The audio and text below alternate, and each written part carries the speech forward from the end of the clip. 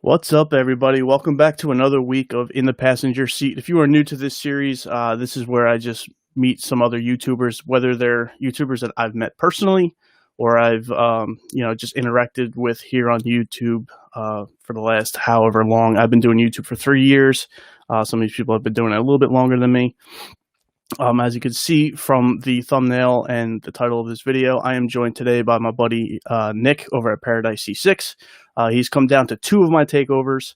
He couldn't make the last one because he had a little bit of car trouble, but hopefully his car will be back up and running soon, and that's part of what we're going to talk about here today. So let me bring Nick in here. Nick, how's it going, buddy? Chilling, brother. Chilling? How's everything going? It's good. Busy. Still working on the car. If you guys heard, I had car trouble last time. I actually blew the motor up and just finished putting the new one back together. I haven't really filmed any of it, but I'm gonna get back into filming in probably another week or two. Mm-hmm. And hopefully I can get this electrical issue worked out because took it out for a test drive for the first time and it lost spark. So Oh, wow. yeah. What other projects you got going on? There was a stretch there where I kind of lost track of like all the cars you were getting. So give everybody a little update on what's in the garage and kind of where each one is sitting right now. Yeah, so the biggest project that I took on is a complete resto mod of a Datsun 260Z. It was sat for like I think around 10 years in my buddy's parking lot and it just rusted to hell. So I cut probably 75% of the metal out and started redoing all that. I'm actually doing a 350Z swap into it. So Oh, I'm just nice. gonna do like the basic stuff with it because I already bought a Rocket Bunny wide body, just new suspension for it, all new bushings. I redid the frame rails because the frame rails are all shot, and I'm hoping for like the springtime to get it done. I'm just finishing up with the metal work. The last two pieces that I needed to finish everything just came in like 2 days ago. So I'm gonna get those on and then prep it for paint and then start to build for the new swap that's gonna go in it. And it's a ground up because I ripped every single wire out of the car. Everything's out of the car. It's completely stripped, it's just shell. So it's a lot. When I first got it, I was like, this ain't that bad. I'll have it done in a month or two. And then after like 3 months of just metal work, it's just like, wow, this is way bigger than I thought it was gonna be. So but that's one of the big projects. And then most of you guys know with the Corvette and stuff that I just rebuilt the motor with 1250 horsepower internals. So once that's up and running, we had it at 8 pounds of boost when I was making 585. We're gonna step it up to like between 14 and 16 pounds and see what it makes because the fuel system's only good for 800 horsepower. Okay. So we're gonna see what that is, and I'm just gonna learn at that speed because even with the 585, it was a big jump from just a cam only car. So it's just learning the horsepower is a big thing because another 200 horsepower it's gonna make the car insane, and I've never driven Mm-hmm. anything that fast either. So Yeah, I remember your videos when you first put that turbo in and you were ripping that thing and it looked like you were having a blast in it. So yeah, I can only imagine what that first video will be. yeah, and I tell people all the time like I judge a car by how scared I get, Mm-hmm. and when I put the turbo back on, it made me scared again because it was it was definitely a wild ride with a cam only, but when I put the new Toyo R888s on it, it had so much grip that I could literally do whatever I wanted with the car. And then Mm-hmm. with the turbo on it, it's scary. Mm-hmm. I got you. It's super scary. Yep. And then other project cars that I have my 95 Bronco that I did a 2010 Raptor conversion on it. Mm-hmm. And it's a 5.0. The thing's a garbage. I think it has like 130 horsepower. And I put 37s on it with a 4-inch lift, and the thing's a dog. It probably gets like 3 or 4 miles to the gallon, and just it sucks. So I mostly like off road with it and try to do like mudding every once in a while. But Mm-hmm. end goal with that is to get a long travel suspension on it and try jumping the thing and see what I can Nice. do with that.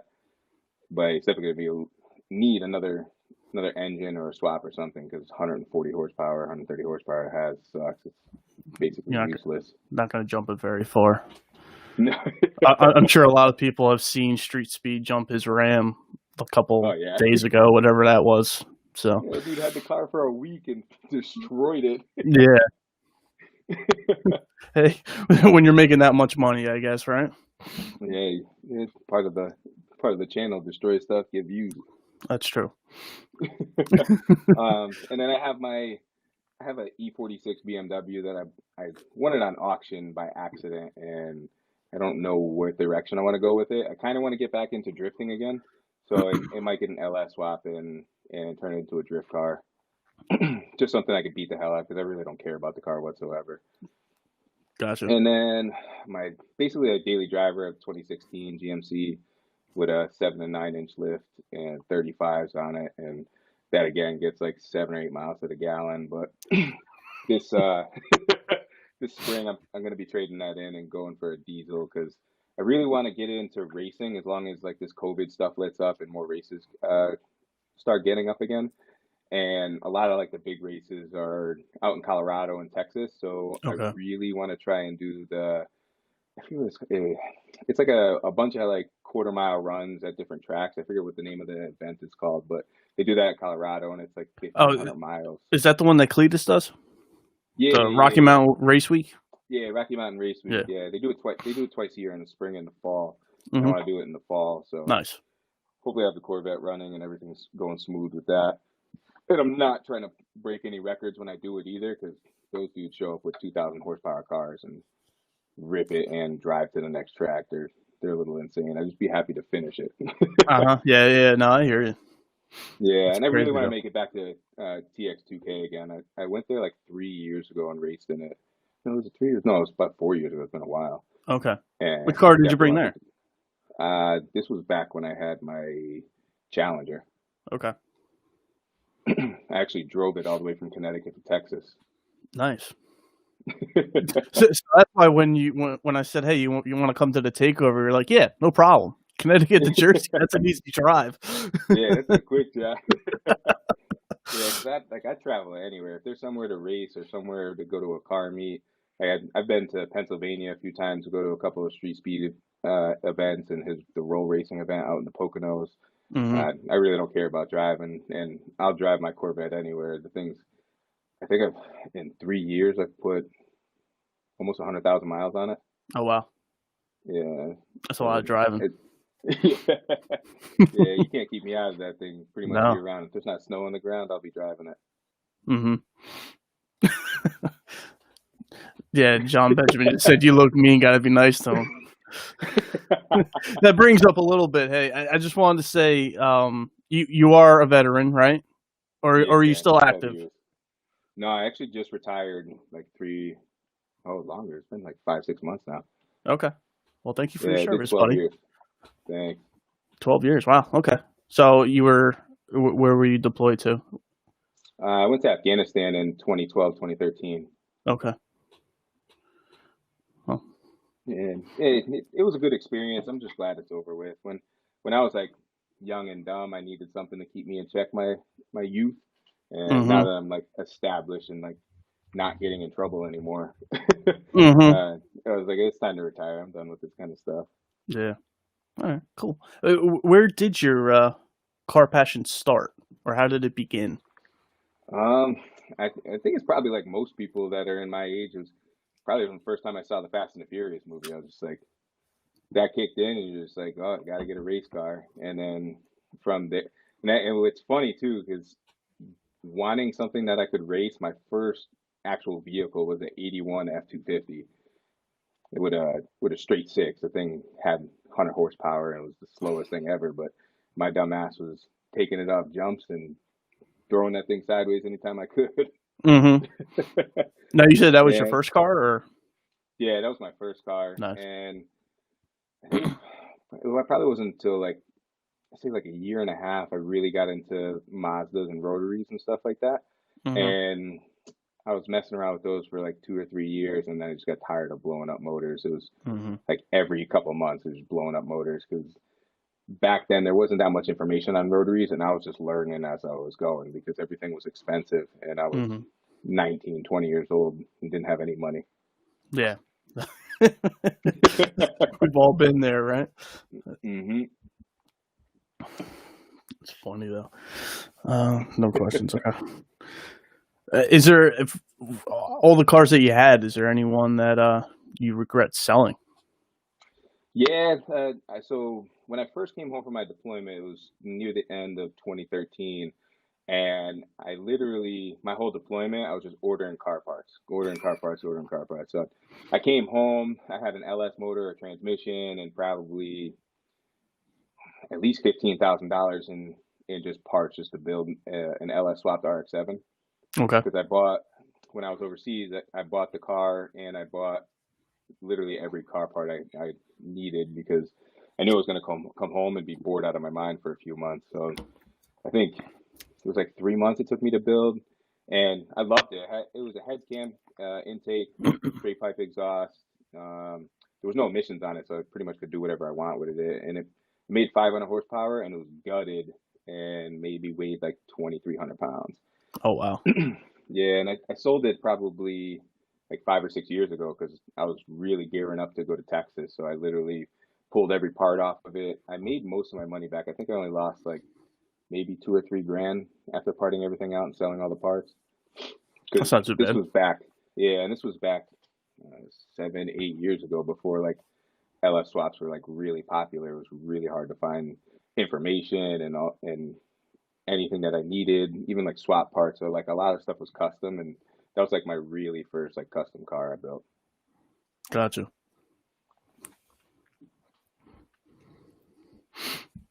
Why did you begin YouTube? Like when did you start YouTube anyway? About how many years ago? Um, it's about 2 years and a month from today, Oh, okay. and I don't know. Like I was just I want to say like a year prior to me actually making my YouTube channel, I was watching a lot of like Street Speed 717 and Send It Steve like just started his YouTube channel at that time, and I was Hmm. like, this seems easy, and I'm doing basically the same kind of stuff, and I was gonna say when you were doing the whole RX-7 stuff, that would have been good stuff to put on yeah, YouTube. But I guess 7, 8 years ago, people yeah, it weren't really wasn't. doing this at the time. So No, even my brother, like I remember at the time I was building the car, he made a video, some dumb video about like wheeling scooters or something down the street, and I was like, who the fuck is doing this shit on YouTube? Like this is the dumbest shit I've ever seen.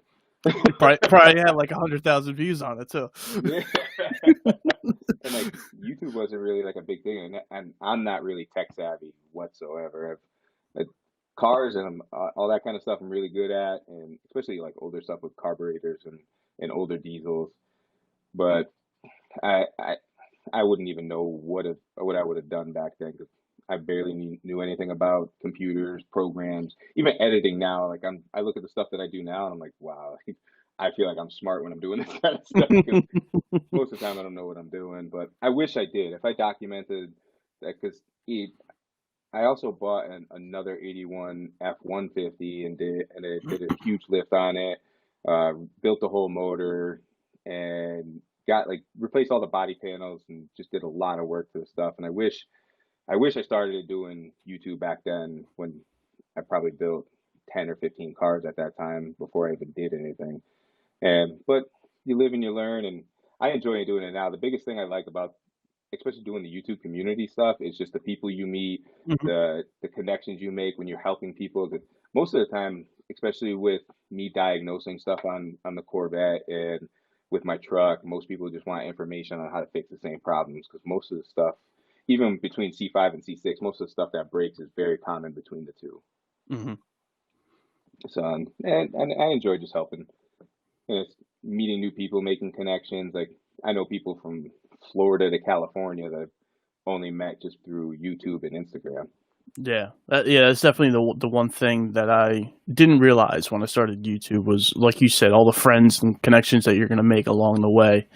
You Hmm. see the same people commenting, same people that follow you on Instagram. You know, you feel like you know these people, but you've never met them before. So, Yeah, yeah. And it's like sometimes it's like starstruck. Like people scream my name from across, like even in town, like they'll see me and they'll scream my name. Who the heck?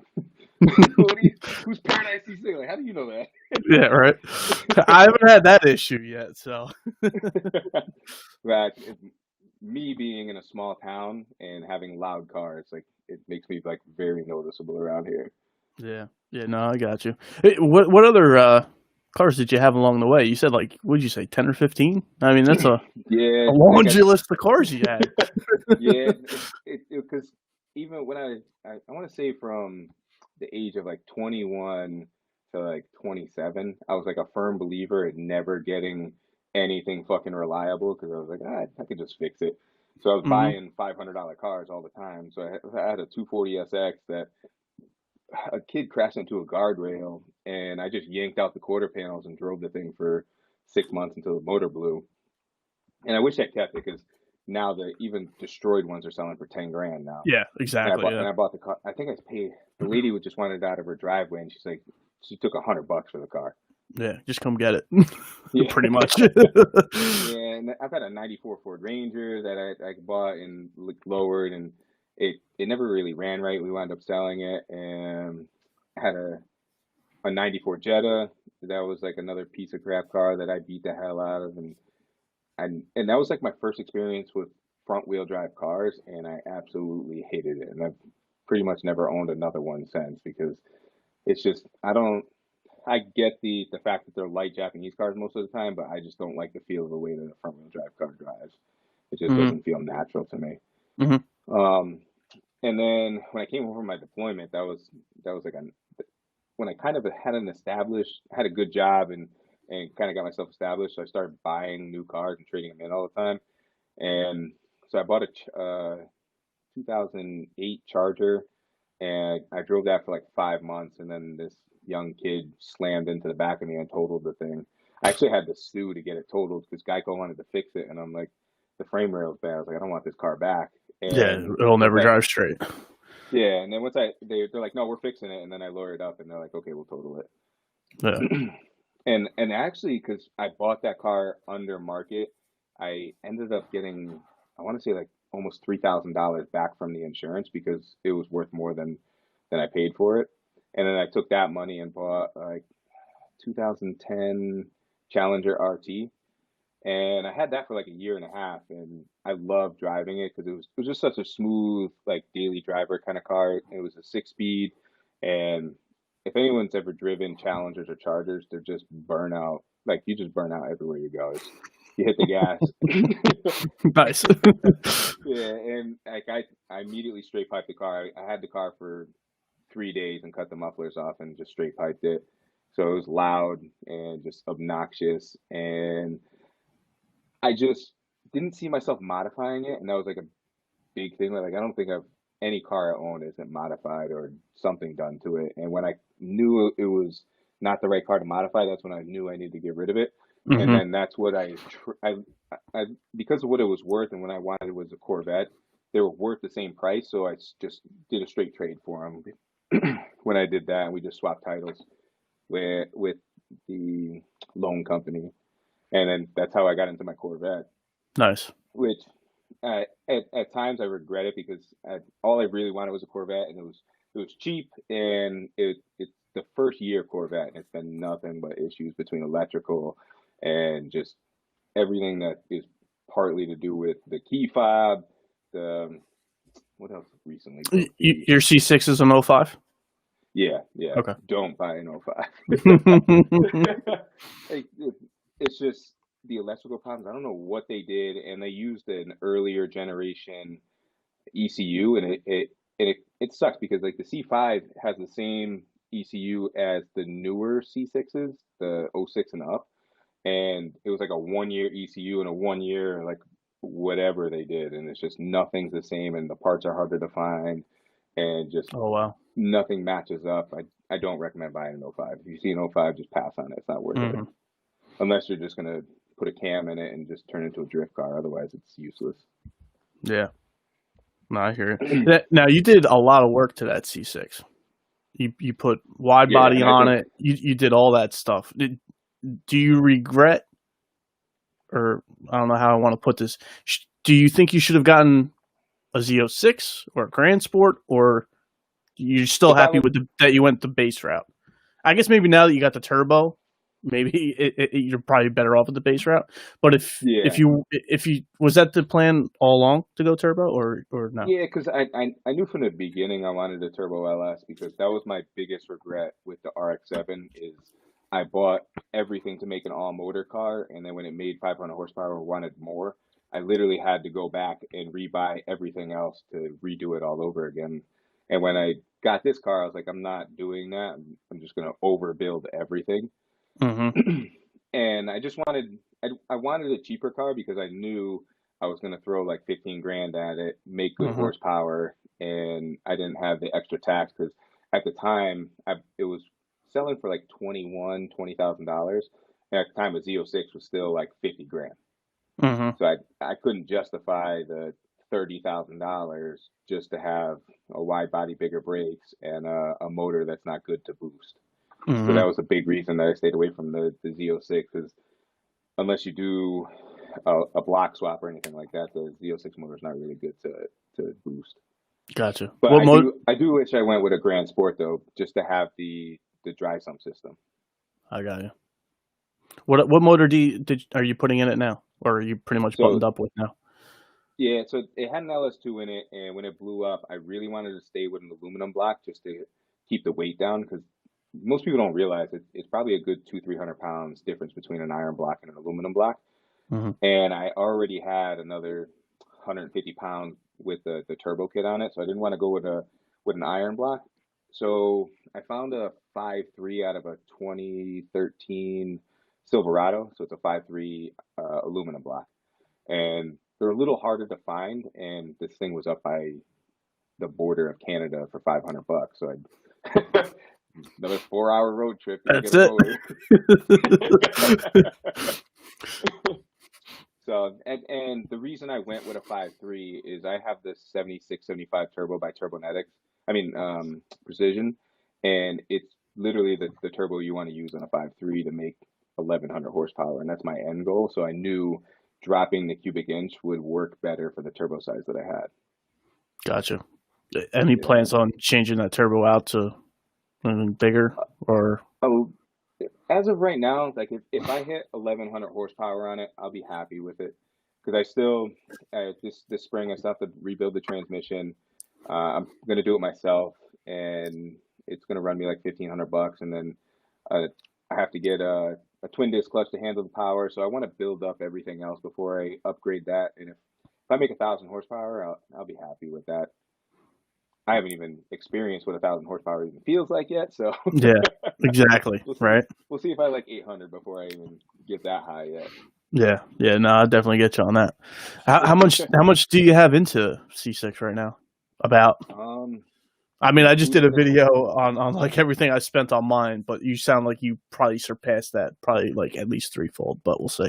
yeah, so because I did the same thing. I did a video on like the build up to before I did the turbo kit, I and remember that video. Yep. up to that I was up to like 38,000 including the car, so I probably put 18,000 into it at that point. And Hmm. then the turbo system with the fuel system and everything that goes along with that is another, I want to say like 8 grand I probably put into it there. So Oh wow. almost 55,000 dollars. Hmm. It's a nice little Yeah, build though. yeah. But the nice thing about that is it was all over time. So I probably for a year and a half I bought all the turbo kits like paycheck to paycheck. So I'd spend $500 here, $600 here, and Hmm. that was like the reason behind going with the base model and building up is I couldn't afford the Z06 at the time, spending 50 grand, so I could do it slowly over time. Hmm. Okay. Maddie just had a question about your ACI wide body pros and cons of it. Honestly, it looks stock. Most people they thought it was GM parts when I had everything on and going through it. The only thing it's gonna need a little bit more prep work when it comes to smoothing out bumps because it when these are made out of fiberglass and most of it'll have like little pitting, a little imperfections here and there, so it's slightly more body work, but I honestly I can't recommend them more. And another another one of my buddies bought the stuff. I think like 3 or 4 people have bought it just based off my YouTube videos, and they loved it, absolutely loved it. Okay. It's just expensive because when you don't think about it when you're doing the wide body that you have to buy the Z06 front bumper, which is $800. Then you got to get the wheels and tires. Like Hmm. I probably could have went with spacers, but I just wanted to do everything once and do it right. So Yeah. and me, I always go overboard, and I had to get Toyo R888Rs and the H- mid-range expensive Yeah. How expensive big is wheels. that rear tire now? 13 and a half. It's the widest tire they sell. It's a 345, 30, 19 in the rear. Yeah. And I got That's a a pretty. 295 up front. Yeah. That's a pretty big ass tire. Yeah. But I like for what they are, it literally glues the car to the ground. Like it's hard to lose control when you got the R888Rs. Nice. Even with the 585 that you were putting down, so that's a testament to those tires. I mean, I know Street Speed Yeah. always runs them, Yeah. and he has them in his cars. So Yeah, he's got 900, 1100 horsepower cars, and he loves them too. yeah, exactly. Um, let's see. Besides cars, what else are you into? I So see your Instagram, but I don't know if everybody else sees it. So the biggest thing for me is bodybuilding. That's pretty much why I haven't posted anything in, I think it's like 46 days, the last time I checked it. yeah, And you and Parker with Vehicle Virgins are I think around the same time frame of last video. So pretty soon people are going to be yeah, comparing you to him on why you haven't posted. So just I wish they were comparing me to him. Wish I had that kind of follower. yeah. So that was the biggest reason I stopped for the past 45 days because with COVID and everything, the gym shut down for like 4 months, and I've been doing like bodybuilding for like 10 years straight, and literally have been pretty strict on my diet, eating the same thing all the time. So I was like, the gym's closed for 4 months. I'm eating everything I always wanted my entire life that I deprived myself of, and I put on like 65 pounds in Oh like wow. 6, 7 months. Yeah. So instead of having a cheat day, you had like a cheat half year. Yeah, yeah, and I was looking at YouTube videos. I was like, "Damn, I'm fat as fuck right now. I can't do this anymore." I was like, "I gotta rein this in, get everything back to normal, and not feel like I'm a walking refrigerator everywhere I went." Hmm. So that was the biggest thing. And then I've really taken up like woodwork and stuff like that because I'm if you follow me on YouTube too, or Instagram, you'll see that I'm building a giant garage. It ended up being bigger than my house, and I want to be able to make that into a complete shop where I could do everything because most of I'll do anything from full restoration to just small stuff, and I just want that space where you could just go into your office, do your thing, record videos, have good lighting, and it's been a learning experience just from because I've never built anything, I've never drew up plans, so I had to go through, learn the codes for the town, figure out what's in spec, what kind of wood I needed to use, and I just pretty much building a house and getting everything done around the house. And I bought the house that I'm living in now, uh, almost 2 years now, and it's a rental property, and just learning how to fix everything that goes wrong in the house because it's a 100-year-old house and just nothing's right, everything's off, the wiring's crazy, and I'm learning to be a homeowner real quick. Hmm. I hear you on that. Yeah, my Yeah. house is pretty old too, but I'm looking to get out pretty soon. But I mean, we'll see. And then recently I started getting into guns and stuff because when being in the military, it wasn't really a thought on my mind because literally anytime we go out and drill weekends or anything, we're getting handed guns and doing stuff and doing all that kind of army training. So now that I've been out and buying everything that I need for guns and building them, because even when you're in the army, most people don't know you're not allowed to like break down the weapon system and all the parts inside of it. So I'm looking at this stuff, trying to build this gun, and I literally have no idea what I'm doing, just learning as I'm going. So that's been kind of a good learning experience, and just I'm learning that guns cost as much as car parts. So I got another addiction that's costing way more That's an money than I need expensive it to one. be. Yeah. Yeah. Yeah, actually, I think I just saw a funny meme earlier today about, a gun owner and a car guy shaking hands about not telling their wife on how much their hobby costs. So, Yeah, and I'm lucky that and I'm you're both. fucking single and like don't have kids or anything like that. So I've been free to spend money the way I want to for the past like 10 years. So Yeah, I blow money. yeah. You are into dogs, though. I always see your dogs Yeah, on your Instagram too, though. One's yeah, Chevy, right? yeah. Chevy and Sky. Chevy's a English Bulldog and Sky's a Red-Nosed Pit Bull. And I've had kid or dogs since I can remember being as a kid. And I just bring them everywhere, do everything I can with them. I swear they're spoiled them more than most kids. I think I spend like $250 a week just in dog treats and dog food and toys. Like they get Mm-hmm. everything they want. Gotcha. Now you were saying you joined the military, back I'm assuming when you were 18, whatever, just to kind of get out of trouble. What kind of interesting car stories do you have when you were younger that maybe you either got in trouble by the cops or maybe it was a close call with the cops? All It right, sounds like so you probably got in trouble with the cops. I'm just gonna go out yeah, on a no, limb on definitely that got in one. trouble with the guy a bunch of times. I'd say, I think I want to say from 18 years old, because I didn't get my license until I was 18. So Okay. from 18 to 25, my license was suspended about 4 years of that. I was consistently getting in trouble because oh, I forgot to mention that I was really into motorcycles and that kind of stuff when I was younger too. So Okay. there's a lot of dumb stuff with like motorcycles and stuff. But me being dumb with the cars, me thinking they're fast, and I'm driving these 120, 130 horsepower trucks or 240 SXs with stock motors, and I'm doing 95 miles an hour on the highway and getting pulled over and getting your license suspended every other month. So it was a rough patch, and insurance has always been an issue. And since I've been home from deployment, except for one time, and that's the story I'm going to tell, and knock on wood that I don't get in trouble with anything. Cause and it's nice being older, especially with a Corvette.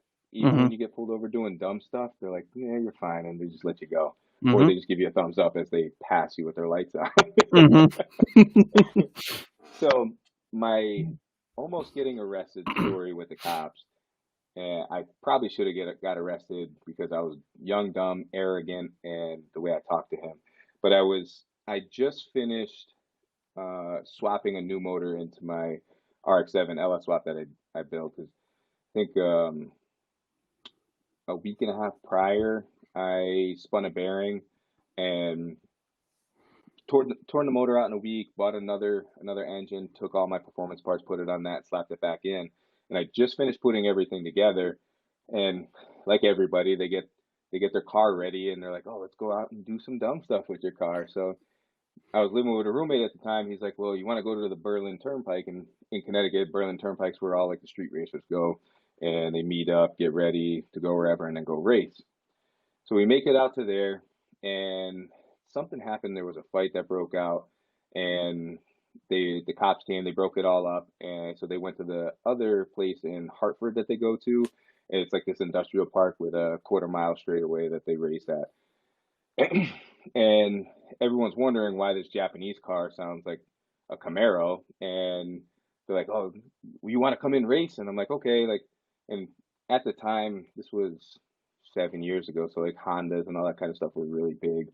So it was all like stock straight pipe Hondas, and there was one guy with a turbo Honda making like 300 horsepower, and so we go out and race, and the first race I smoke him by like at least like 10 car lengths, and then we race a second time, and I miss third, and he just flies right by me, and then he's like, "All right, we'll race one more time, and it'll be for the win." So we go and race again, and I smoke right by him, but something happens, and my car totally shuts off at the finish line, and I'm like, "That's weird." I started right back up, and I drive it back to the starting point, and I swear to God, it was like literally like a Fast and the Furious movie. There's 100 people out, they're all running to the car to come see everything and talk to everybody, and then all of a sudden, there's probably 25, 30 cop cars just coming in swarming.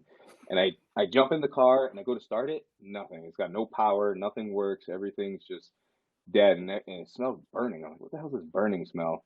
And then I see the body harness like kind of melted, and the body harness was hooked up to the ignition to make everything work. So when that happened, because it was an 89 RX-7, so all the wiring was 25, 30 years old and all crap, and I meshed in new wiring and doing everything myself, figuring everything out, and it just smoked everything in the car, so it wouldn't start. And thankfully, I don't. Someone must have been looking over me because they chased everybody out, and I'm just sitting in my dead car, and everybody's gone. So after about like 15 minutes goes by, because my buddy was there and he drove his car and he left, and he just went down the street to the Burger King and then came back. And a couple other people came back. They're like, "Oh, what's wrong with the car? You want to get a tow truck?" And at the time, I was just like, "No, I don't really need a tow truck. Let's just pop start it." So we pop started it, got it running, and literally no lights, no nothing. And Hartford was 15 minutes away from where I was living at the time. So I was like, all right, I'll just hop on the highway, go home, and just put everything away. And I literally make it all like everyone's flashing me on the highway because they're like, "Oh, you're driving with no lights." I'm like, "I know, I can't fix this."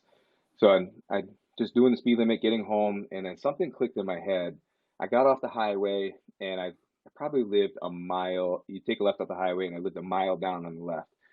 And I pull up to the main intersection, and I'm like, "All right, let me just get home, get this put away. We'll figure this out in the morning." And me being stupid, I fucking floor it as fast as I possibly can.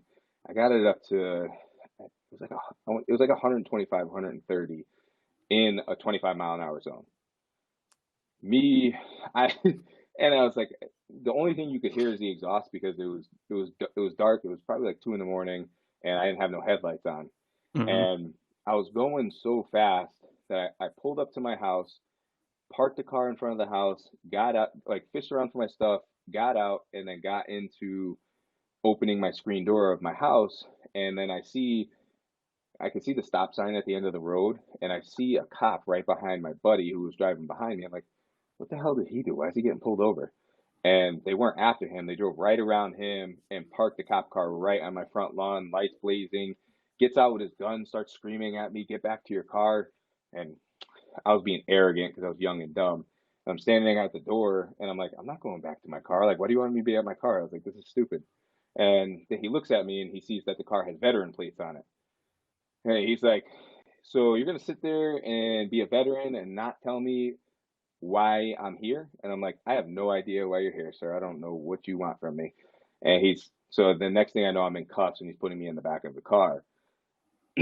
So my buddy gets out of his car and starts walking into the house, and they question him, and I don't know how, but he gave the same exact story that I did. And he told the cops that we were at a friend's house and we were just hanging out and just coming home from a late night. I said the same thing. I was like, "Oh, I had a beer with my friend and we're coming home after a couple hours later." And so the cops like he got me in the back and he's doing his like trying to be buddy buddy with me and like talk to me. So we're talking back and forth. He's like, "Why'd you run from me?" I was like, "Sir," I was like, "I'm not dumb. I'm not gonna run from the cops. Like it's not something I would do." But I was like, "If that car wanted to, it was like you were not catching me." So the guy looks at me. He goes, "What?" I was like, "Yeah, it's got a Corvette motor in it." He's like, "No fucking way." So next thing I know, my buddy's watching this from the house. He thinks he's like, "This dude's crazy." So I'm in cuffs and he walks up and he's like, "Show me what's under the hood." So I pop the hood and he's like, "Okay." He's like, "You do it." And so he's like, "All right." He's like, "You're a veteran. I'm gonna cut you a break." And he's like, "I'm just gonna give you a stop sign ticket." He's like, "Just pay it. Just be done with it, and we'll just call it a day." He's like, "I drive a minivan." He's like, "Keep living the dream," and it just Hmm. sent me on my way out. And I've gotten all the charges that I knew I would have got, and I was like, my first thought was like, I'm going to jail. I was like, I'm Hmm. I'm I'm done. Hmm. Yeah, But that was the luckiest thing that's ever happened to me. gotcha. There was there was actually a comment further up. We touched on it a little bit Hmm. on what do you think about Street Speed's TRX, his Ram? if I could I know afford you're one, into trucks, so. I would buy one. But for me, there's no practicality with it. Like Hmm. if you're buying a TRX, you're just buying it to have fuck you money and be like, I have a TRX. Like Pretty otherwise, much. it's 'Cause you're spending $90,000. You're not taking that thing off the pavement. yeah, You and I know what I think mean? like Like, yeah, it and I like the concept of it, but it's never it's a wannabe trophy truck, and it's never really going to be a trophy truck. It's just not built for that kind of stuff. hmm And I, me being back to my old roots, I'd rather buy some POS and dump 10 or 15 grand into it and build it myself. hmm Because there's as much as like new cars are nice and everything, there's just something about getting something that's maybe 5, 10 years older and just making it your own. And I think that's like what the biggest thing about the car community is just having cars that you make your own and having a run of the mill kind of newer cars is not really who we are unless you got really good money. Like I don't have money to buy a $90,000 vehicle and then dump another 50 grand into it. hmm I hear you. If I did, I would do stuff like Street Speed 717 does because you got, as Joe Rogan would say, fuck you money. Exactly. That kind of goes into like the next topic. What I know you've had a lot of cars that you have built. What's a car out there that you'd like to build that you haven't yet? Um, it's really hard because I want to You build a probably have lot. like a list of 20, I'm sure. But what's the number one, or maybe even the top two? We can go into two. Because like most of my stuff has been Chevy pretty much for everything, Hmm. and I do it because it's cheap, easy, and I know the platform inside and out. I could take a LS motor and take it apart and put it back together, knowing most of the torque specs in my head. But what I really want to do is I'm kind of stealing this from Cletus McFarlane with he does with all his Crown Vics and stuff. I Hmm. really want to get a Dodge Charger police vehicle because they're cheap with a 5.7 in it and basically turn it into some psychopathic drift car. Nice. That's a good one. after after I finish the Datsun because I still have a shit ton of work to do with the Datsun. Yeah, I hear you. How much longer you think for the Corvette? I think you mentioned that before, but Hopefully, because I really want to take it down to my brothers in North Carolina and take it down the drag strip. So hopefully in the next 2 or 3 weeks I'll have everything going because I'm pretty sure the problem is the fuse block because it's happened to me before where most people that have C6 Corvettes, if they've ever had this issue, the fuse block is a two-piece fuse block that's fused and it's non-serviceable and it breaks inside the two pieces that are fused. And once you tear it apart, you really can't put it back together. So you have no choice but to buy another one. So I'm going to swap that out. Hopefully it fixes it. And then the first thing I'll be doing is towing it down to North Carolina and taking it out of the drag strip. gotcha. You gonna get it dyno and all that up there? No, I'm gonna do that probably in April, like the springtime Oh, okay. when it really starts hyping up because I want to see what quarter mile time it makes with the power that it has now, and then see what it does again when it's making 750, 800 horsepower, just to see where things go as they grow. Because I've taken it down the drag strip NA and it ran like a 13.6, and I've taken it down with the cam and straight pipes and it did 12.1 was my best. So I'm hoping even at 8 pounds at 585, I can get into high nines, maybe low tens. Hmm. Gotcha. I know there's probably a few people on here that might have an opinion on where you'd be able to run, but Yeah. um, I think I'm done, buddy. I don't have anything else. Nah, I it's mean, good, man. you rattled everything off nice and quick. Yeah, So and most of it is because of YouTube. Because like yeah, literally you're comfortable. following the You're already timelines with the comfortable. cars. Yeah, Yeah. and knowing most of this, and I built pretty much everything myself, so I know every vehicle inside and out, what I'm gonna do with it, where I want to go in the future with it, and it's the kind of stuff that I like. I'm like muscle memory when it comes to the car stuff. Everything else, like I said before, with computers, all like technology kind of stuff, like that's why I use GoPros when I film. And I had people talk to me the other day, like, "Oh, you must have high tech stuff." I'm like, "Nah, bro, it's just me and a GoPro just talking to myself." Exactly. 2001 Corvette said, "Any good handgun recommendations?" handguns, I love SIGs.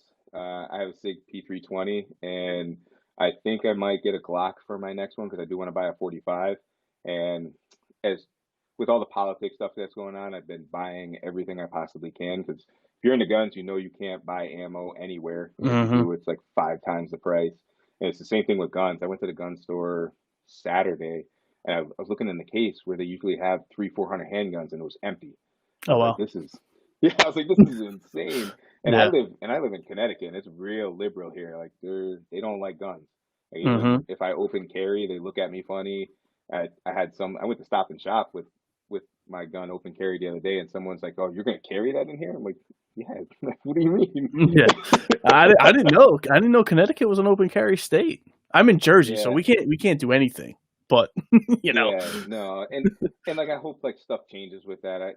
I saw that they want to make the laws between guns go through states and stuff like that, and they really should because even though I'm not supposed to carry, and I hope cops aren't watching this, but I take mine everywhere because I'd rather be able to protect myself than not. So even if Mm-hmm. I have to get in trouble for protecting myself, I'd rather do that. But definitely, if you want a cheaper gun, definitely get a Glock or a Sig. But you can get, as people know that buy guns, you get something from $300 all the way up to $4,000, especially in Mm-hmm. handguns and stuff like that. They're crazy, but right now you can't find anything. Good luck finding anything. Yeah. Yeah. No, I hear you on that one. Oh yeah. He followed it up with a beginner slash home safety. So probably the smaller Glocks or the smaller Sigs, right? Yeah, and so I, for me personally, I only really like to buy guns that are like the ammo's most common. Mm-hmm. So for me, it's like 9 mil, 5.56 or 45. I recently just bought a marksman rifle that's going to be here in a couple weeks, and that's 308. So with you, and you'll tell when you're looking at like stuff online, most of the stuff you'll see that there's more plethora of like 5.56 or 9 mil, and you got to do it by how cheap the ammo is too, because most people when they get guns are going to want to go to the range and do all the kind of fun stuff too. So get something that the ammo's cheap and it's still going to do the same power as anything else. You don't get the fancy stuff. People are all hooked on fancy stuff, and a fancy stuff gun will do the same thing a cheap one will do. Mm-hmm. Pretty much. Yeah. Maddie has a question there. Since you drive the vet a lot, was that bad driving a cam vet long distance? What do you recommend, cam or wide body for a reliable car? Stupid question, but hey, it is free. Yeah, but so like cam only, even so most people don't know this, but like a stock Corvette driving like 65 miles an hour on the highway will get nearly 30 miles to the gallon. Mm-hmm. And that's what I would base like what I got for like driving it. And I put the biggest cam you possibly, it's a stage 4 BTR turbo cam in it. And when it was just cam only, I was still getting like 26 miles, 25 miles to the gallon on the highway. And it had really good manners. The only thing that I will say, having a cam that big, it didn't like 65 miles an hour. Like it would like bog, or if you hit a little hill, it would like stutter. So it liked being more around like 70, 72 miles an hour. So you're doing a little bit faster than the speed limit. But if you want something reliable, go cam all day, and either get a BTR cam or a Texas Speed. If you want to do the wide body, it's going to cost you like the wide body with the front bumper alone, it's like 4 grand. Then you're going to talk another $2,000-3,000 in wheels, depending on what you get, and then another 2 grand for paint. So you're talking nearly 10 grand to do the wide body, where you could do a cam for $1,000. Mm-hmm. Yeah, So it's I just agree. what you're willing to spend, and it's nice and everything. It's just I wouldn't recommend going wide body to begin with. You're gonna enjoy the cam a little bit more and get something a little bit more mild, like a 227 cam or like a Magic Stick 2 cam from Texas Speed, like something a little bit more tamer, and you'll make 50, 60 more horsepower and still have fun. Yeah, yeah. I have the BTR stage 2, and I love it. And Yeah, your comment about your MPG, like on the highway, I'm pretty much identical to what I was pre-cam. yeah, It's just around town now. I don't know if that's because of the cam or because I like to hear the cam, so yeah. therefore That's my your heavy my foot. foot, yeah, my foot is just in it a little bit more now. So it's probably a little bit Yeah. of both, but it's probably more my foot than anything. Yeah, and because the high speed of the sixth gear and the high speed in the gearing and in the automatic, because it's got a lower rear gear in it, the cams usually kick in anything above 1500 and 2000 RPMs. And when you're Hmm. cruising on the highway, you're at like 1200, 1500 for like just chilling on the highway. So your cam's not really in effect. And like with a stage two, it's not that big of a difference. And Hmm. like the stage four, you really felt the cam in the low RPMs because it's a lot lower of a cam where it kicks in. Hmm. And that's the only like negative part about it. But I would definitely go cam because I'm more of a performance guy. It was the same thing when I had my RX-7. I put all the money into the motor and just I used sheet metal screws to just screw the body kit that I bought for like $400 for the car. Hmm. I really didn't care about what it looked like. I just knew it had 500 horsepower and weighed almost 2,000 pounds. Yeah, I hear you on that. Yeah, and plus, Maddie, your car looks good anyway the way it is. You don't need to fix I was anything. just about to say his car does look pretty good Yeah, for a narrow body C6. yeah, and like that's everything I would do that he did with the lip and just changing things to make it his own. Yeah, Hmm. get a cam and enjoy that car for the summer. Exactly. Yeah. 2001 Corvette said, any other than electrical issues, anything else you don't like about the C6? Honestly, I love it. Like the C6 platform is even the C5 is basically the same platform, just different electronics and different body on it. Like it's doesn't have all the new stuff that controls your cars nowadays. Like it's Hmm. like if you get in a C7 compared to a C6, it's like decades ahead of what a C6 is. I think the Yep. C6 was in production for what 7, 8 years till C6. 2013. Yeah, Yeah. Yeah. 05 to 13. Yeah. yeah. So 8 years. So and especially how cheap they are now, you can get a high mileage one for like 12 to 15 grand. Hmm. And people don't need to be worried about high mileage. Like LS motors go 500,000 miles as long as you just change the oil. And even if you blow it up, you can do what I did and go buy a $500 5.3 and just throw it in and still have 350 horsepower. Hmm. And it's so easy to make power. That's why I traded in my Dodge for it because everyone knows a cammed LS is, and especially how light it is, it just feels like a rocket ship. Hmm. Do you still have the '05 diff? Project Dirty asked. Oh yeah, yeah. Somehow, like, so I know what he's talking about because the '05 diff, it again, it was a 1 year thing and it doesn't have Hmm. the extra ribs on it, so they're prone to cracking and like doing stuff like that. And the biggest thing that I would say that saved mine is I haven't really dig raced, and even when I took it to the drag strip, I don't hammer on it off the line because I know how fragile it is. So somehow mine has held together, and like that's a big thing I'm upgrading this year too. I'm going to be doing a ZR1 transmission with a ZR1 diff Hmm. because they're a lot stronger and can handle a lot more horsepower. Gotcha. Are there any other questions from anybody? I don't think there was anything else, No, but no, it went smooth. No, I yeah, enjoyed it. yeah. I think And again, we finally went. This is, I think, my first live stream that didn't really have any issues. You know, like you jumped on a couple minutes before this, and everything was fine. So yeah, because we were supposed to test it yesterday, but I completely forgot, and I was like, "Oh shit!" yeah, But I was like, if I could figure out Twitch, I could figure out this. I could figure it exactly. out. I knew you live streamed yourself, so I had a Yeah, feeling whatever you were using was going to be fine. It was more making sure the software could pick up your mic and all that bullshit.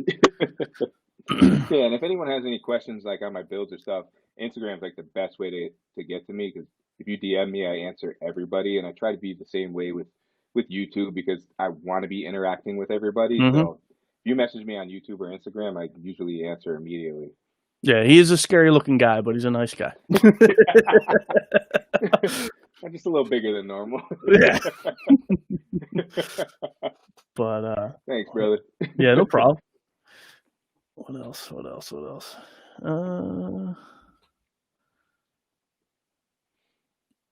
Did Maddie buy a cam? Do you have a cam already? no, he's I think Maddie, what camera are you deciding between? I think he's gonna call it BTR and see what they recommend, but I think he's probably between a 2 and a 3, stage 2 and 3. Yeah.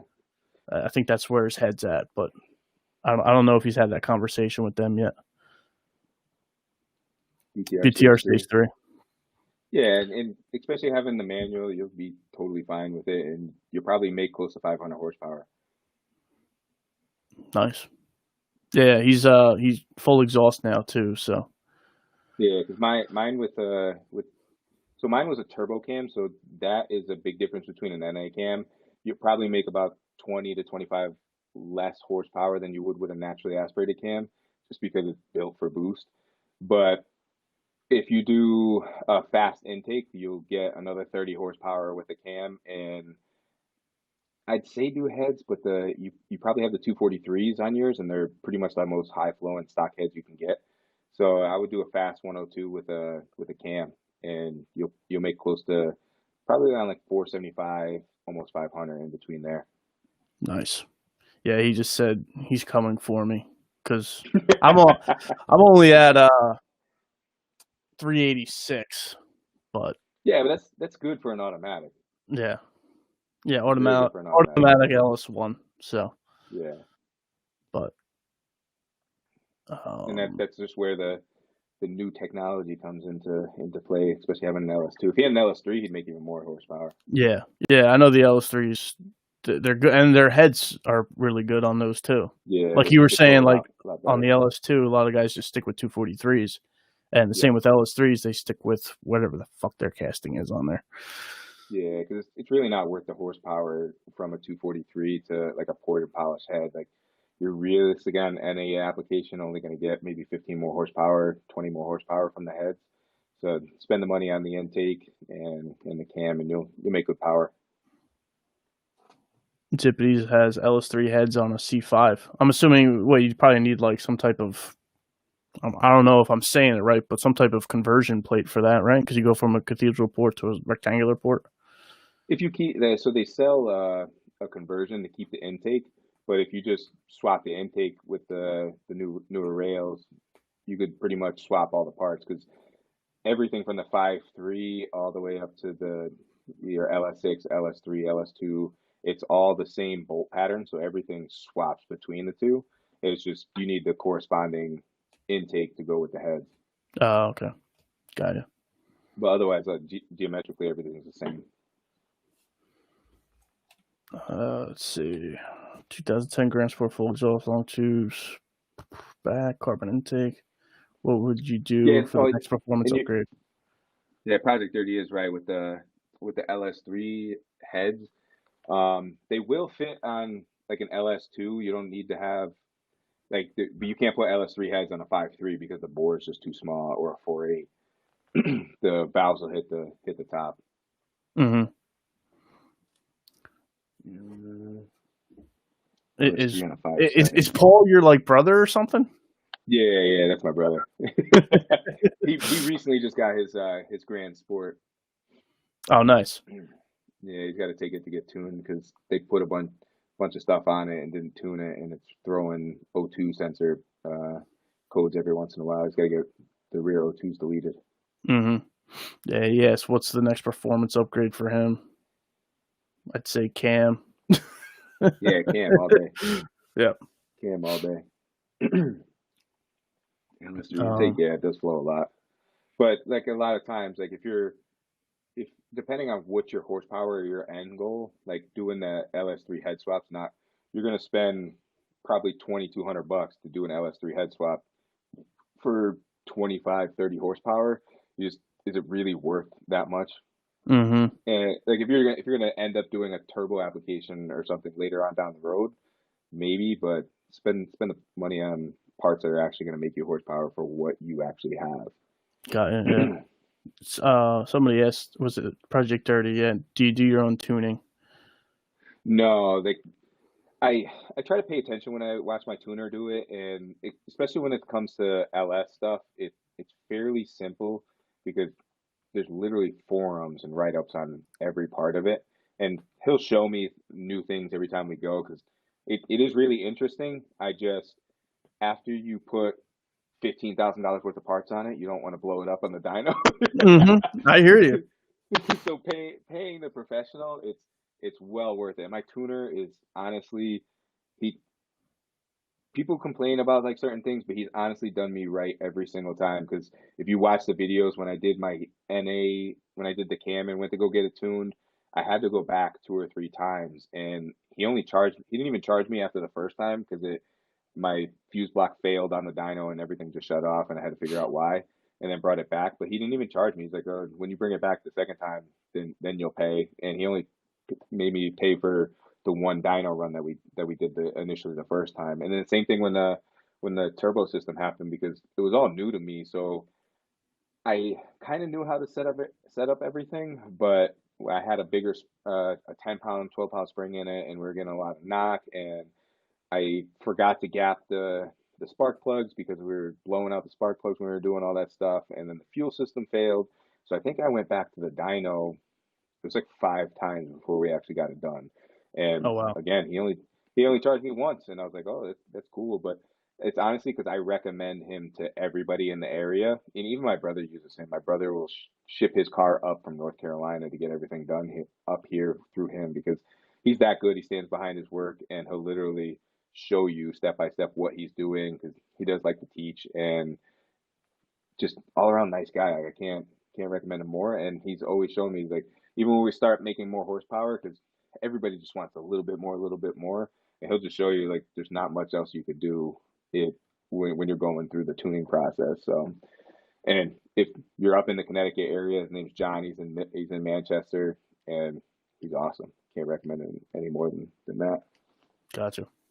Yeah, that is a pretty good 100%. deal to go all those times and only get charged for one dyno session. Yeah, You know. and I've literally been going to him for probably 8 years. So that kind of loyalty when you go to somebody that many times and send 20, 30 people to him, he's made his money.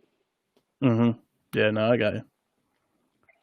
Yeah, it is hard to find a good shop. There's a lot of sketchy people out there. Yeah.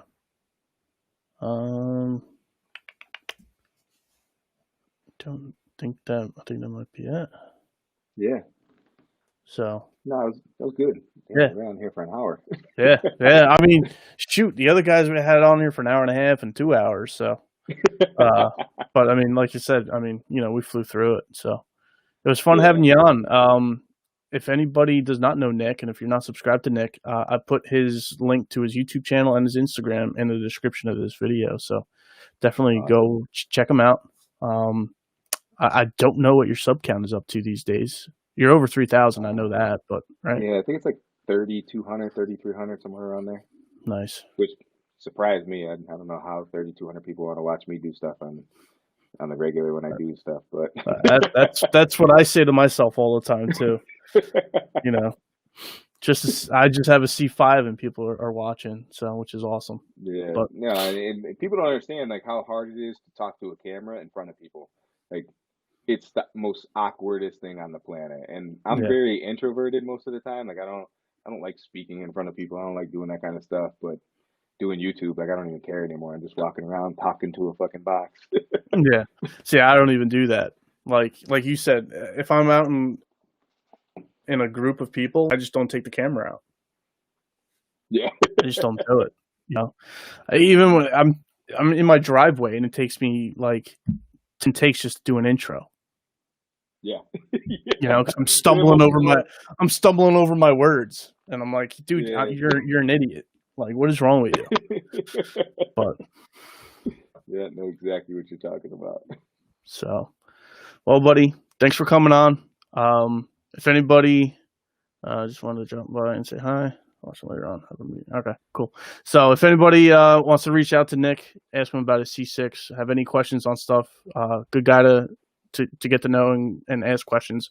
He already said that he's willing to answer any questions you got, and he always answers pretty quickly. So thanks, Nick, for jumping on here, and hopefully your car is back together and soon, and you can come down to the next takeover we have. Oh, I'm definitely gonna make it there. Hell or high water, I'll be there. All right. Hopefully, we're working on something, but hopefully in the April to May timeframe, we'll have a date out there. Hopefully within the next couple of weeks. Hell yeah. And hope to see you in the spring, buddy. All right, brother. All right, man. Have a good one. Later. You too.